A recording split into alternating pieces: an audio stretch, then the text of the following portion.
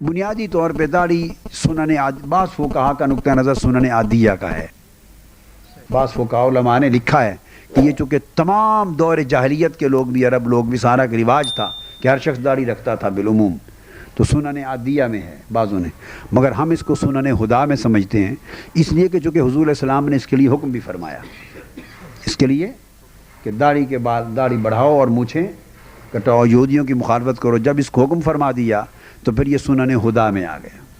سنن اب صرف جو مقدار کی بحث ہے وہ حضور صلی اللہ علیہ وآلہ وسلم نے ریش مبارک ایک خاص قبضہ تک رکھی، زائد کو کٹوا دیا، اور اس کے لیے اس سے تھوڑا کم رکھنے کے اوپر حضور نے تو فرمایا بڑھاؤ، مگر قبضہ سے کم رکھنے پر کوئی وعید اور کوئی سخت کلمہ ایک حدیث میں ثابت نہیں۔ میری بات سمجھ گئے نا؟ اپنی حد بیان فرمائی، یعنی صحابہ کرام نے کہ حضور علیہ السلام اتنی رکھتے اور باقی سے زائد، تو وہ تو حدیث الٹا زائد کے کٹوانے سے ثابت ہے کہ یہ حد تھی، تو جو زائد رکھ رہے ہیں وہی تو ان پر جانی چاہیے، یا تو نہیں بن سکتی نا بیٹے، وہ تو یہ تو ہمارے لوگوں نے بنا رکھی ہے نا، علماء نے۔ اب علماء پیغمبر تو نہیں ہیں، وہ تو ہم نے کتابوں میں لکھ دیا۔ امتیاز ہونا چاہیے کہ کتابوں نے، فلاں بزرگوں نے، فلاں علماء نے، سمجھ گئے نا، وہ کہا نے شرائط میں لکھ دیا۔ صورت تو یہ ہے کہ وہ کسی کو تو بتائیں، پر ہمیں تو بیوقوف نہیں بنا سکتے، تو شرائط کیسے بن گئیں؟ شرائط کے لیے تو بیٹے وہ شرائط کہاں سے لیں، اس کے لیے اصل ہونی چاہیے۔ تو اصل سنت حضور علیہ السلام کی تو اتنی ہے نا کہ داڑھی بڑھاؤ اور مونچھیں، یہودیوں کی مخالفت کے لیے۔ تو بیٹے جنہوں نے داڑھی آپ لوگوں نے جتنی رکھ لی ہے تو یہ بڑھا دی، مونچھیں کٹوا دی، تو حدیث پر تو عمل ہو گیا، حدیث پر عمل، اور عامل بالسنت، سنت کا اجر بھی مل گیا۔ اب کامل اجر اسے چاہیے کہ وہ کم ہونے پر معترض بعد میں ہو، جو اس سے بڑی رکھتے ہیں ان پر معترض ہو کہ حضور نے تو اس سے زائد کو کٹوا دیا، حضور علیہ السلام نے اس سے زائد کو کٹوایا۔ صحابی کہتے ہیں فرمایا کہ یہ حضور کی داڑھی مبارک کی حد تھی، تو زائد کو کٹوا دیا، تو پہلا اعتراض تو زائد پر ہونا چاہیے، زائد والے پر کرتے نہیں، کم والے پر کرتے ہیں۔ میری بات کو سمجھ آیا نا بیٹے؟ اب دلیل کیا ہوئی بیٹے؟ بات یہ ہے کہ کامل اجر و ثواب تو حضور کی سنت کا قبضہ کے برابر ہوا، لیکن کسی نے تھوڑی زیادہ رکھ لی، کسی نے تھوڑی اگر کم کر لی، تو اس کو بھی اجر ثواب سنت کا ملے گا، چونکہ تھوڑی سی کم رکھنے پر حضور نے کوئی وعید نہیں فرمائی کہ جس کی قبضہ سے کم ہو اس کی داڑھی قبول نہیں ہوگی، یا وہ فاسق ہوگا، یا اس پر اللہ کی لعنت ہوگی، یا دعا نماز عبادت کو کوئی تو وعید میں فرمایا ہوتا نا، وہ کسی حدیث صحیح سے ثابت۔ اس لیے بعضوں نے تو یہ کہا کہ جو قبضہ ہے یہ سنت غیر موقدہ ہے۔ کیا وہ کہا کا داڑھی کا رکھنا سنت موقدہ ہے، جو کہ حضور کے حکم میں آ گیا۔ اگر سر یہ سنن ہدا میں سے ہے جی ہاں، تو داڑھی بالکل منڈوانے پہ بدعت کا اطلاق ہم کر سکیں؟ اچھا، اب داڑھی بالکل منڈوانا جو ہے اس کو پھر انہوں نے گناہ کہا، اس کو اب اس کو بدعت بھی کہہ سکتے ہیں، مگر بدعت خلاف سنت ہے، بدعت بھی کہہ سکتے ہیں اس کو، مگر بدعت جو سیئہ میں لائیں گے تو یہ مکروہہ بن جائے گی، درجہ بندی بنے گی۔ اب بعض اس کو جب حرام کہتے ہیں ذرا، تو اس پر بھی احتیاط کرنی چاہیے۔ میرا نقطہ نظر ہے، کسی چیز کو اعلیٰ حضرت نے ایک قاعدہ بیان کیا، ایک نقطہ بتاؤں آپ، خود اعلیٰ حضرت نہیں، میری جو کتابچہ ہے نا بیٹے، اعلیٰ حضرت کا علمی نظم، اعلیٰ حضرت کا علمی، اس میں میں نے اس قاعدے کے پورے پڑھے، آپ نے جدول بیان کیے ہیں، آپ اس جدول کو پکڑ لیں، اس کے اندر وہ تحقیق کے ساتھ لکھتے ہیں کہ فرض کے لیے کیا شرائط ہیں، سنت کے لیے، واجب کے لیے، موقدہ غیر موقدہ کے لیے پورے۔ اب ان شرائط کو پڑھ لیں کہ حرام کیسے بنتا ہے، اور پڑھ کے تو پھر اطلاق کر کے دیکھ لیں کہ وہ حرام میں آتا ہے یا نہیں آتا، خود قاعدے کو پڑھیں، پھر وہ احادیث لے لیں اور دیکھیں کیا وہ حرام کے دائرے میں چیز جاتی ہے۔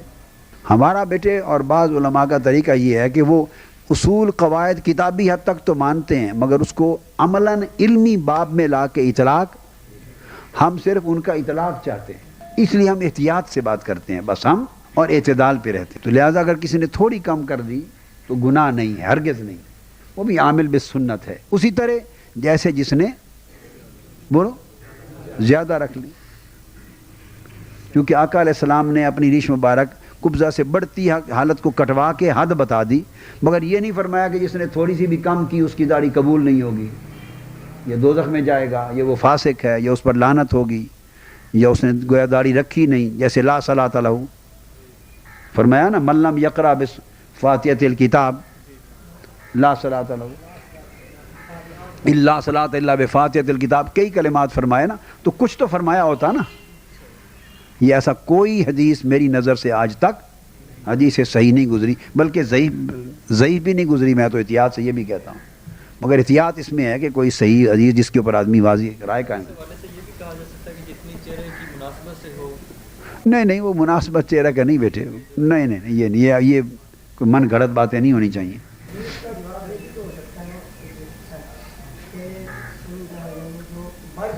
हाँ नहीं नहीं, ये कोई बात नहीं।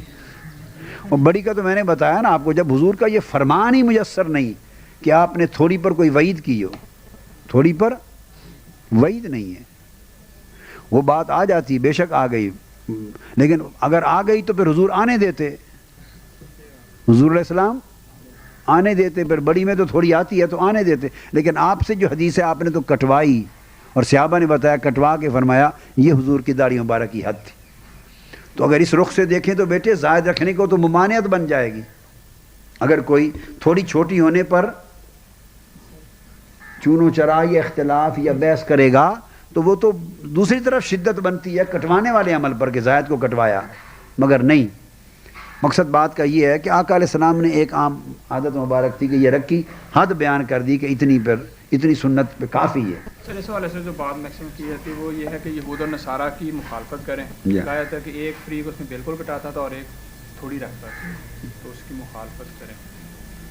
तो थोड़ी में भी बेटे देखो ना, बिल्कुल खसखसी जो मशीनों वाली बनाते हैं थोड़ी, वो ये था।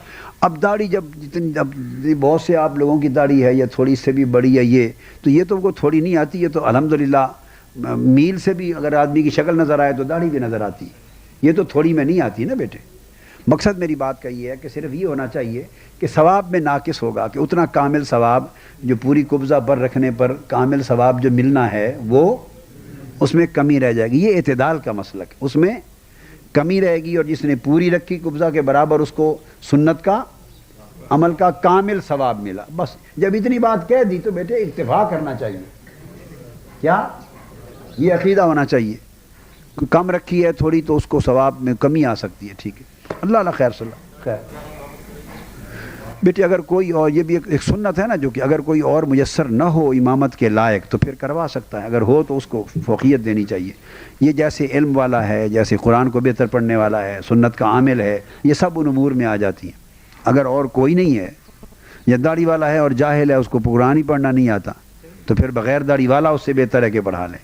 उसको कुरान पढ़ना नहीं आता, गलत पढ़ता है, मेरी बात समझे ना, तो फिर कुरान का पढ़ना दाढ़ी से भी ज़्यादा अहमियत। तो ये वो चीज़ें हैं हमारे लोगों के अंदर बेटे, इल्म के आदाब ख़त्म हो गए हैं कि हदबंदियाँ करें, वो गुस्सा ज़्यादा आ गया है, फतवाबाजी ज़्यादा आ गई है, नाराज़गी, गुस्सा, जलाल, उससे मामलात ऐसे बिगड़ जाते हैं।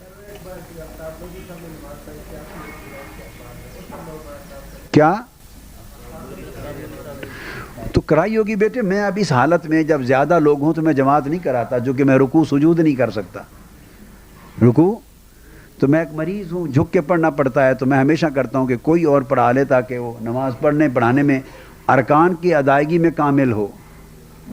और अगर दो चार आदमी हो बड़े करीबी हल्के के, ज़्यादा लोग ना हों, इसरार करें तो फिर कमरा हो बंद, मैं पढ़ा देता हूँ। जब अपने दो तीन आदमी हो, बड़ी जमात ना हो। लेकिन बिलुमूम जब बाहर हूँ तो फिर ये अच्छा नहीं लगता कि मैं ऐसे बैठे मरीज़ रुकू सुजूद कर रहा हूँ और पूरी जमात को लगाया हुआ। इसलिए फिर जो पढ़ाने के काबिल हो तो कर दिया, और कोई शरई आदमी तो नहीं होगा पूरी सुन्नत वाला, बस आगे कर दिए। वही तो मैं बता रहा हूँ कि पढ़ाने वाले में कोई नक्स है, मरज़ है, तकलीफ़ है, तो फिर दूसरा पढ़ा सकता है। लिहाजा मैंने बताया ना कि दाढ़ी अगर नहीं तो ये वो उज़र नहीं है कि असलन नमाज ना हो। क्या उसकी अपनी नमाज हो जाती है कि नहीं? अपनी हो जाती है तो पढ़ा भी सकता है।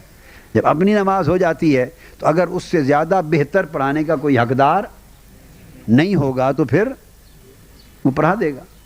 उम्र, हत्ता की हदीस में तो फरमाया दो में से जिसकी उम्र ज़्यादा है वो भी पढ़ा दे, मगर उसमें भी वही बात मैंने बता दी ना, ज़्यादा उम्र वाला दाढ़ी मुंडा है, छोटी उम्र वाला दाढ़ी वाला है और उसके अंदर कोई उज़र और नहीं है, यानी पढ़ा सकता है, तो वो छोटी उम्र का होके भी पढ़ाएगा। तो ये बेटे इस तरह के मामला दराजात होते हैं।